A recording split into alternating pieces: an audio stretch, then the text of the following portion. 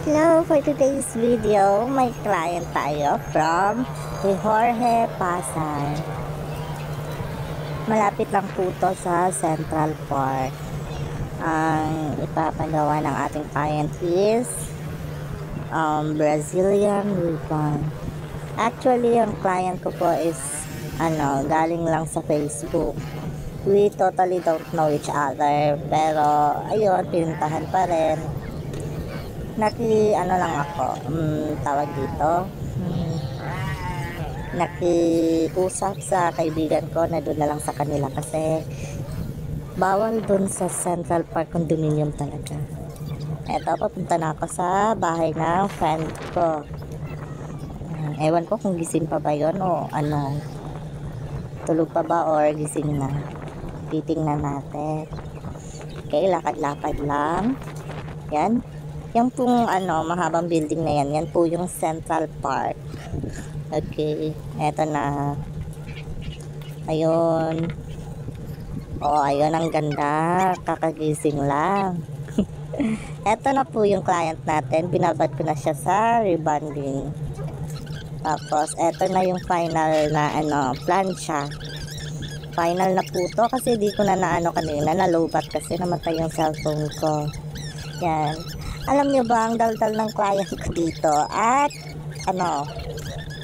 what do we call this one? Pareho kami ng probinsya. Tsaka pareho din ng city. Taga Pagadian City din to. So Bisaya din. So kami. Nagkakaintindihan. Ang dandal ni ate.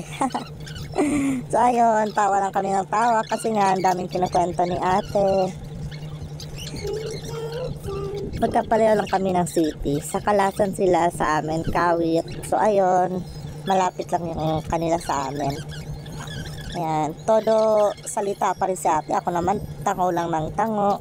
Sinasabayan ko lang po siya. Ayun. Napakabait ni ate. Di ka talaga mabuboring kasi ang daming So ayan nga pinapakita niya pa yung mga pictures ng boyfriend niya. Ako naman nakikimarites din. Yan, tingnan niyo. Dami niya pang sinasabi. Kaya ayun, di boring yung pagpa-plancha ko, di boring yung araw namin. Yan, plancha lang ng plancha.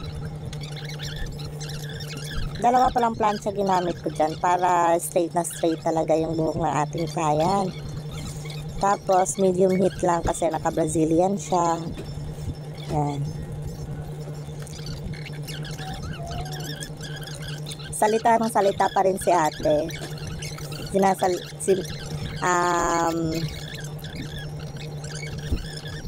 Sinichismis niya yung sarili niya.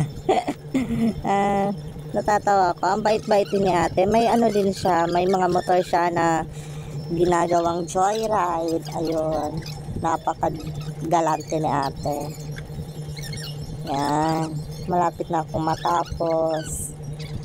Makikita niya na ang final look ng buhok ni ate. Actually, di naman masyadong kulot yung buhok ni ate. Yan, malapit na. Konting tiis na yan.